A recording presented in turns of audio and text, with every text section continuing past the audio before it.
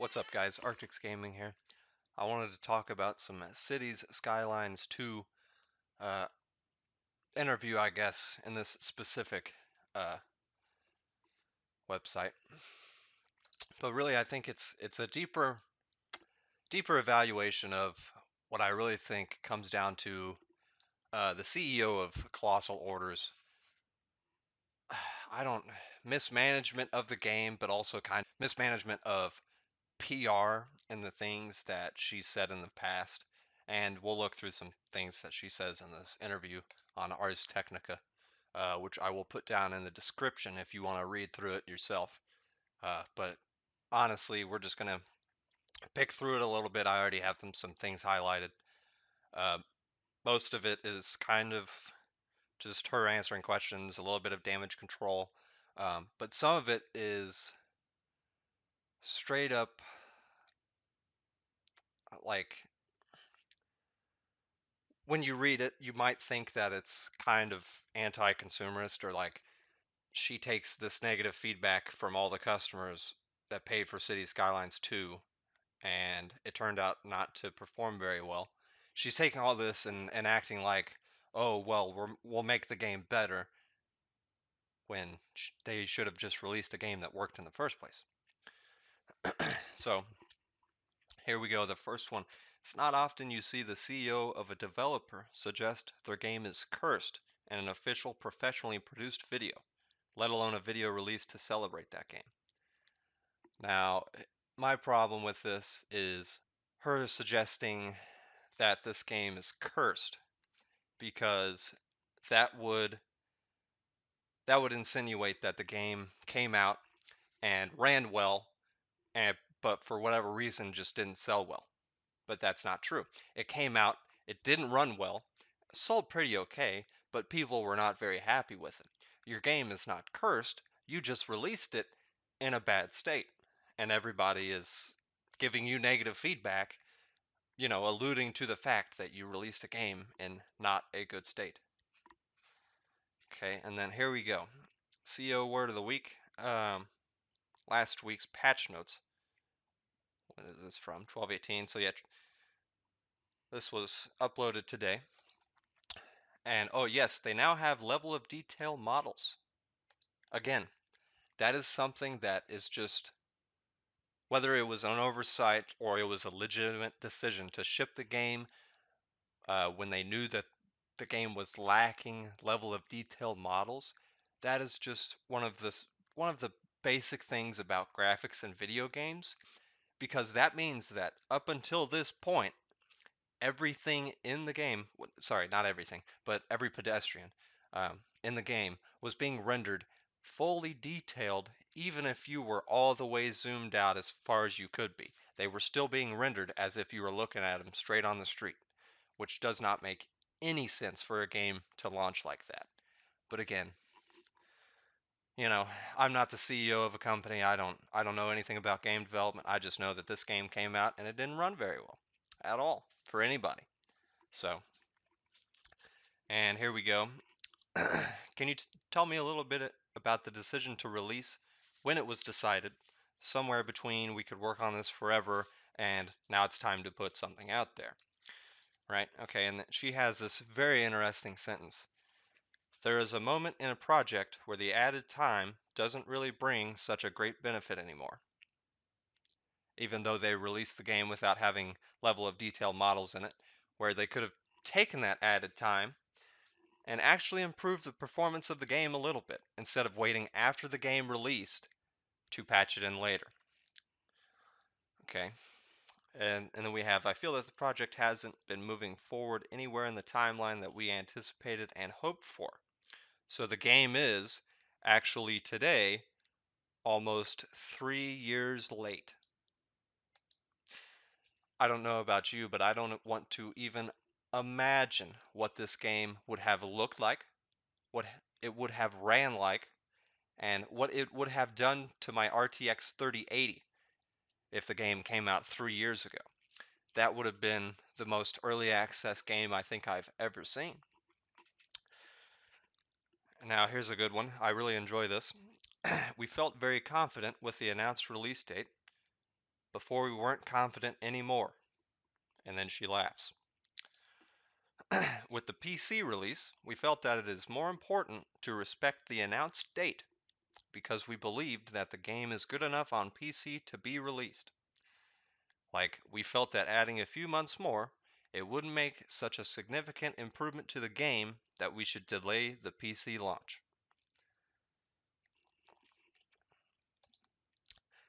I'm not even gonna say anything about that. It really felt like close to release, we're not getting the progress that we need. So for us, it was just time to kind of let go and see how this goes. But the thing is that for us, it was very, very important not to disappoint the fans that were waiting for this game for such a long time. And we honestly believe that it is an enjoyable game. If it weren't, we would not have released it ever if we felt that it was not worth releasing. But even now, I do feel that this was the right call. The game just had to be shipped. Just had to be shipped, huh? And then here we go, the next paragraph. Granted, this was edited for clarity, so there could have been like another question in between these, but I honestly don't think that there was. I genuinely believe that she jumped straight from saying that straight into listening to this question and giving this response. We have been accused of putting the game out there and using paying customers as testers. Last sentence. But even now, I do feel that this was the right call. Quote, the game just had to be shipped. I'll let that sink in.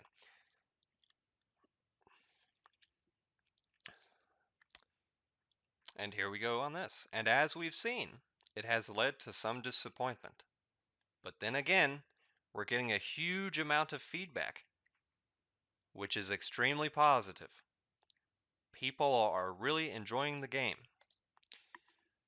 Now let me just go to Steam here. All reviews. 60% of the nearly 30,000 user reviews are positive. I'm sorry, but when only 3/5 of your community even recommends the game, then I wouldn't call the huge amount of feedback extremely positive, and I wouldn't say that people are really enjoying the game. I would say overall, most people are tolerating the game, um, and those are people with like extremely, extremely good gaming rigs, you know, both CPU, GPU, RAM wise, everything. Okay, then ours asks, regarding Pavlo Hutala's extensive critique of City Skylines 2 performance and others, which by the way, if you have any knowledge on actual development, I think he goes into insane detail about things that I just can't understand at all. But if you understand things like that, you should definitely look into his critique because it goes very, very in detail about just about everything. Does any of the very specific performance feedback ring true? Has it been useful? When it comes to performance, it is known to us. Like, we know what the problem with performance is. And the last thing that I wanted to highlight here is the reporters asking things about Unity, right? Saying like Unity engine strikes again, right? Um, because they switched over from using an in-house engine for their first game to Unity to the second game, and have been using Unity all the way through up until City Skylines 2, right? And he asked, and I'm wondering what it's like for a developer to make the decision about working with an engine like Unity on a very specific project like City Skylines 2 versus a thought to build our own engine. And then the Colossal Order CEO says something about Unity that I think is just the most ironic piece of text I think I have read like in a very long time. In a long time. Okay. So we'll go through this entire answer. We have released one game with our in-house engine, and that was the first game that we had, Cities in Motion. And we very quickly realized that we absolutely cannot sustain or reasonably work on in-house tech and games, and Unity was a good choice for us for Cities in Motion 2 and after that. And this I totally agree with, because when they released City Skylines, they had, I believe, roughly 10 people working at the company. When City Skylines 2 released, they had 30. 30 people is not a lot of people to work on a game.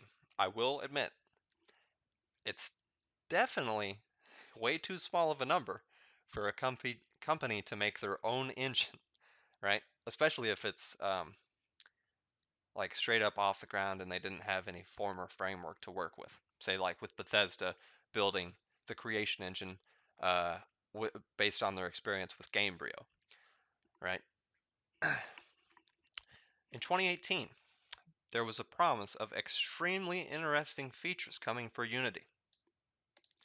And one thing that I have learned now during Cities Skylines 2 is that let's not trust promises, but wait for the actual thing to work.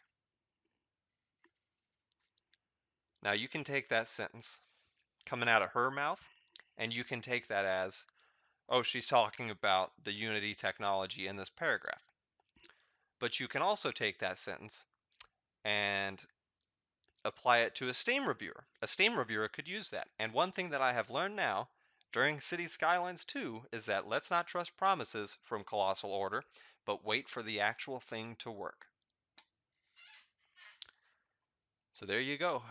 I really hope that this Ars Technica reporter, this whole time, Kevin Purdy, uh, he was asking her these questions and she was giving responses uh, that just I don't think are very good PR wise.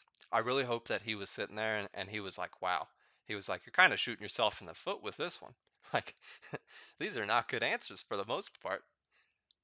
Um, but yeah, everything combined with um, everything that she said in this interview that I have highlighted, and that one update from however many days ago it was. Um, I think it was like pretty much one of the first updates after the game came out. Um, talking about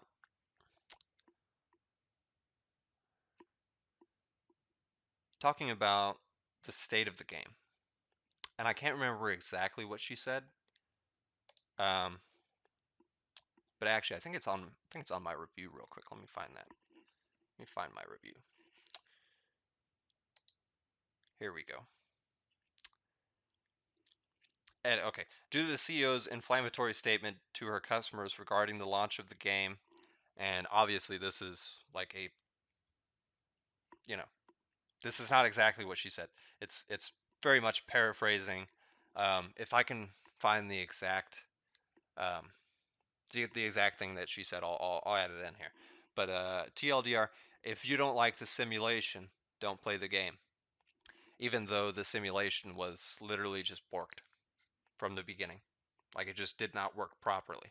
So I don't know what to say, really. This this entire run has been um,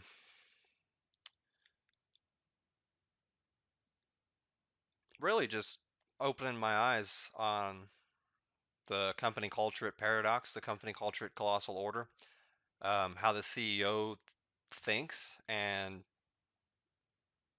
regards her customers.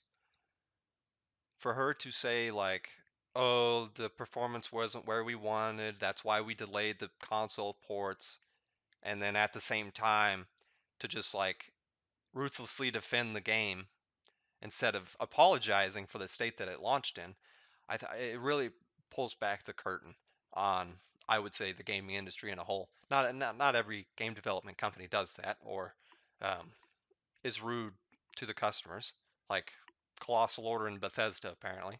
Um, but for the most part, I think it really shows the disconnect that most CEOs and most game developers have. because they're just making games so they can sell them. I really don't think the CEO here, like, she gets done with her day at the office, goes home and plays City Skylines 2. I really don't think so, you know? I don't think that. Like, I understand that they're a business and they have to make money, but at the same time, if you keep treating your customers like shit every time when they're just giving you feedback and you're just like, oh, well, if you don't like it, don't play it. Like, no, just release a game that performs well, you know? It's That's all that the customers are asking for. They're asking for a game that performs well on release.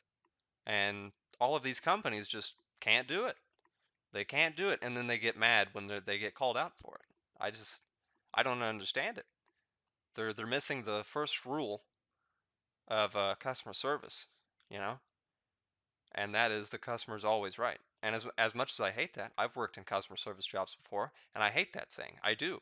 But the thing is, when you pay for something, especially when it's like 60, 70 bucks like City Skylines 2 was, and it does not meet your expectations, and the company says, "Oh, well, if you don't like it, don't play it." It's just like, then why are you making games? It's it's like you're a couple steps away from just being a scammer at that point, right? So anyway, that's my general thoughts about City Skylines 2, Colossal Order, and the CEO, and some of the inflammatory statements that have come out regarding the state of the game and regarding the feedback that they've been getting from paying customers. So, anyways, I hope you guys really think about the next time you buy games, especially City Skyline 2 if you haven't already bought it. I would definitely wait for a sale, and I would definitely wait for the game to actually work. All right, guys, came across the comment from the Colossal Order CEO, which you can see right there. I'll even open link in new tab. Okay, never mind. I'm not logging in just to confirm that. But obviously, this is the CEO straight up. You can look on the Paradox forums if you want to confirm for yourself. But this is indeed Marina Hakkinen, or however you pronounce her name. Um, but she was responding to these people on this on the Word of the Week #5 post on the forums, just responding to people what they said. Um, but I'll go through this. I'll read this for you. Thanks for all the feedback. When it comes to the gameplay and simulation, we set goals for the game and we have reached those goals. That's sad. Those goals must not have been very high. Surely there are issues that we're looking into and fixing bugs, but the overall gameplay experience is what we aimed for. Cities Skylines 2 is the better game compared to the first one. I mean, I will agree with that. Usually that's how that goes. If you make a game 8 years after the first one, hopefully it's better than the first one. Because if not, then what the fuck have you been doing those 8 years? And then here we go, the cream of the crop, the greatest PR disaster that you could ever do in your own forums, I think, besides just calling everybody stupid for not liking the game or whatever, but that's PR suicide. This is PR, just shooting yourself in the foot, right? It's just a hospital visit. It's not you're dead. If you dislike the simulation, this game just might not be for you. And there we go, November 29th, 2023. Now, of course, yes, she came back and apologized for that, because who wouldn't? Everybody in the forum was just like, wow, okay, you know, just like, that's cool for you to say that. And again, I will post a link to this forum page down in the description, as well as the Ars Technica article, if you want to read through everything and you know get everything, so you're not just looking at one side or whatever. I understand, but yeah, this entire experience with City Skylines 2 has really shown me that I can't trust Paradox, I can't trust Colossal Order, and I straight up can't trust her personally. If she leaves Colossal Order and ends up going to a different video game development team, Hopefully, she does not go to the Finnish Remedy Entertainment.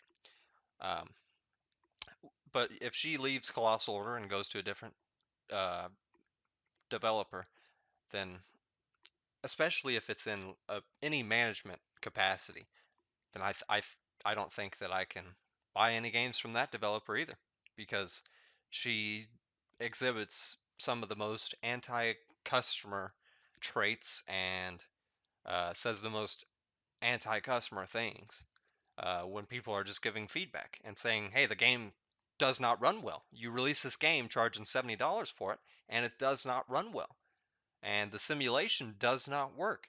And she's like, "Oh, well, the simulation's supposed to work like that. It's supposed to just immediately transport goods to buildings without trucks, and all that stuff." And she's just like, "Well, if you dislike the fact that the simulation doesn't work, then this game just might not be for you." That tells me that if you have a problem with City Skylines 2, that it's not the developer's fault, it's your fault. And that does it speaks absolute volumes about the culture at this company and the culture that she perpetuates. So hopefully you guys think about all these things next time you look at video game companies, how they treat their customers, how they release games that are just so half baked, and then they say, "Oh, we'll fix it," when they should have just released a good game anyway. So, but yeah, Arctic Gaming out again.